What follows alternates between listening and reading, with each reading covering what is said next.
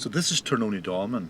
It's in Tirnony Townland, just outside Maghera, County Derry, in the Carntoher area. And it's a Stone Age monument. It's from the Irish Stone Age, so it's about 5,000, roughly about 5,000 years old.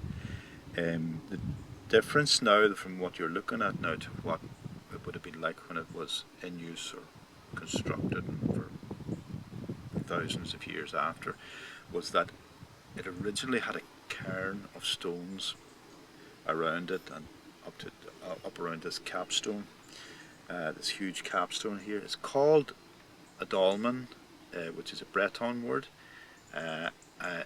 dolmen, and it's also called a cromlech, a crooked stone. You can see this is the lach, and it's crom, as they say in Irish. It's crooked.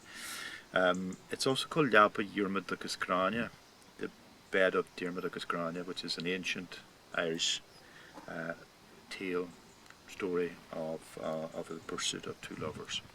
The purpose of the monument was as a kind of a half tomb for the relics of their elders, ancestors, and then also as a place where they could practice ceremonies relating to their ancestors. So they would have their ancestors' cremated remains in earthenware pots. They would be able to bring those remains in and out as they needed them for specific ceremonies and presumably different times of the year. So there you have it, Tirnony Dolmen.